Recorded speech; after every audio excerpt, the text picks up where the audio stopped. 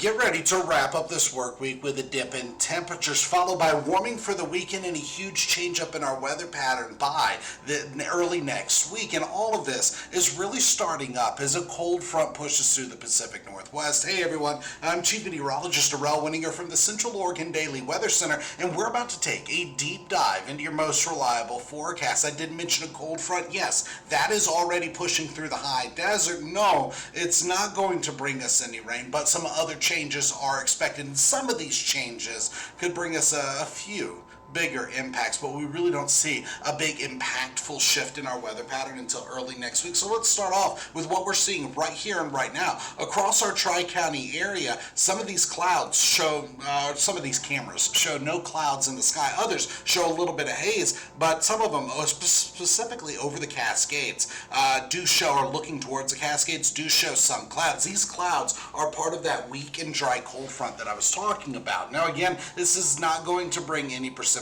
but we've already started to feel the difference in temperatures, and by tomorrow it gets even cooler. That's right, our temperatures are actually going to be close to average for this time of the year to wrap up the work week, and then we're quickly back into the 80s by Saturday and Sunday. Another view of some of the Oregon Hazards Lab cameras, and we don't see any smoke plumes. None of the cameras are trained in on smoke plumes, but we do see a few of those clouds and some of that haze. So let's talk about the haze. When it comes to our air quality, both the real-time sensors and the hourly average from the DEQ are showing that we have good air quality across the Tri-County area. So even with some of that haze, it's not really impacting us as of right now. But going through the next couple of days, that's going to be changing. So here's what we're seeing there. Satellite and radar does have a cold front that's bearing down on the high desert, but there's another cold front bearing down on the Pacific Northwest. So that's right, two back-to-back fronts are going to be impacting us through the next couple of days, and the first one has already started to bring us some of those changes. The biggest changes, a cool down. By tomorrow, we have more sunshine, and then late tomorrow, more clouds start to roll in the high desert on Friday. It's not going to be until later into the weekend that we really start to see more of that in and out cloud cover, but that's also when temperatures are picking up. Now, when we go ahead and just look around the region, if we go straight to the south, that's where there is a low pressure system over California and Nevada. This is the same one that 24 hours ago was sitting right along the coastline, and I said it's going to meander a little bit, and then it's going to be absorbed by the next front that pushes through. That next front is the one that's already starting to impact the high desert. So this system not really going to do much for us in Central Oregon. However, when we look at other parts of what is coming in, we do see some showers associated with that, and these showers stay well to our north tonight, but we will get that dip in temperature. So just looking at a few other things and zooming out, taking a look at the big picture, what we're seeing is this next system is expected to continue to roll through the high desert. The low that's to our south continues to go a little further to the east and the northeast, but for the most part, we're not really opening the door up for an active weather pattern just yet. The cloud cover that's out over the northern Pacific Ocean and Gulf of Alaska right now, that's going to come and go as clouds through this weekend, and then it's not really until next week that we start to see our best chance of rain. So when we refocus everything on what we're seeing right here through the Tri-County area, there's a slot of dry air right over Central Oregon, and that cold front is coming right up to the crest of the Cascades as of right now. So when we zoom in, we can actually see some of this dry, the dark blue is still dry air, just not as bone dry as what's over the high desert right now. It's not until you get to the whites and the greens that you start to see some precipitable water, some chances for rain, and that's still well off to the east around the I-5 corridor at the moment. But even as that cloud cover rolls through, we're not expecting any rain, just this dry air mass. Speaking of dry, we're going to look at a few other things because there is a red flag warning for the Warm Springs Reservation, including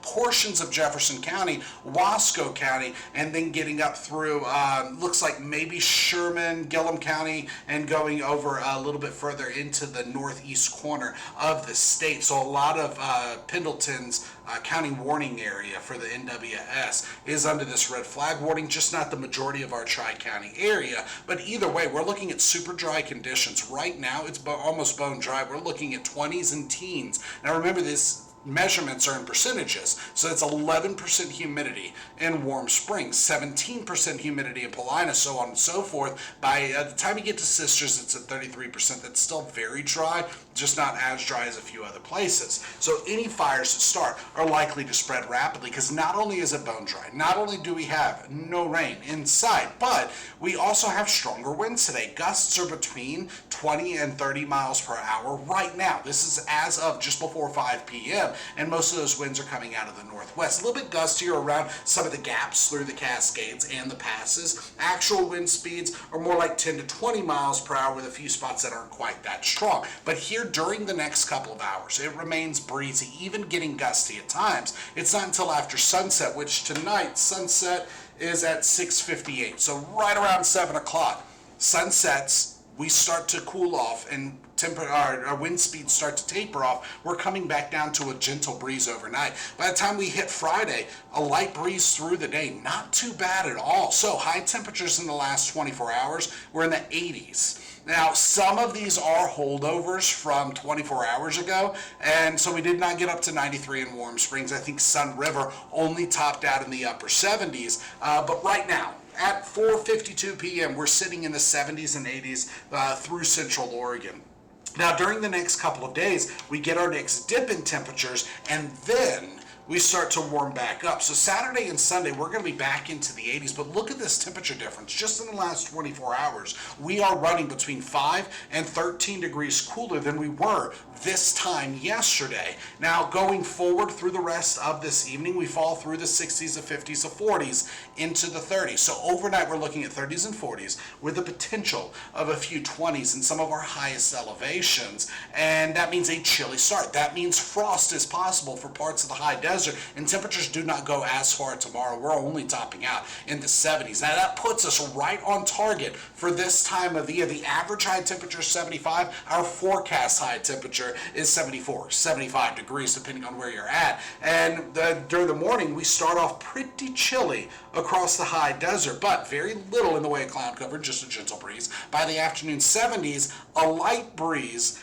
and we'll call this pleasantly cooler because temperatures are going to be nowhere near where they've been the last couple of days. Seasonal conditions are expected, and then by the time we get to Saturday and Sunday, we start to warm up again. So let's go ahead and look at take a look at the forecast pattern, because there are some changes that we need to be aware of, and those changes have to do with where our ridges of high pressures are, where our next cold front is, where they're moving, and what's going to happen next. So this forecast model focuses on a couple different things. You can see the streamlines, the wind direction, and it also correlates to how strong the winds are actually blowing. You see the surface analysis, where there's a high pressure, where there's a cold front, but you also see surface temperature. And I put a couple words on there to help just a little bit more. So for Friday, we're wrapping up the work week under plenty of sunshine, and it will be pleasantly cooler. We're talking highs in the 70s. I put the word awesome on there because that's how it's going to feel. So by Saturday, that high pressure builds a little bit more into the Pacific Northwest. Cold front stays just offshore,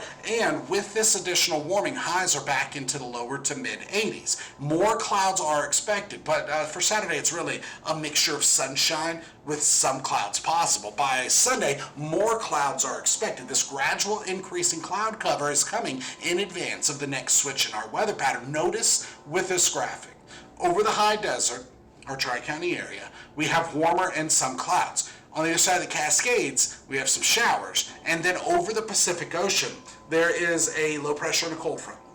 Further out over the Gulf of Alaska, there's another low pressure and another cold front. That means back-to-back fronts are setting up to push through the Pacific Northwest, just not until next week. So this means roller coaster temperatures. Today, it was warm. Tomorrow, pleasantly cooler. By this weekend, still warm. Notice, no rain through this weekend, just more clouds Saturday and Sunday. By Monday and Tuesday, more rain, cooler temperatures, stronger winds, and temperatures are actually falling well below average for this time of the year. Instead of 80s, where we're running 5 to 10 degrees warmer than average, we're looking at 60s, where we're running between 10 to 20 degrees cooler than average for this time of the year. But let's talk about what happens between now and then. Here's a look at our forecast model. It does show a cold front is pushing through this evening. By 11 o'clock, not much in the way of cloud cover, and it stays that way through Friday.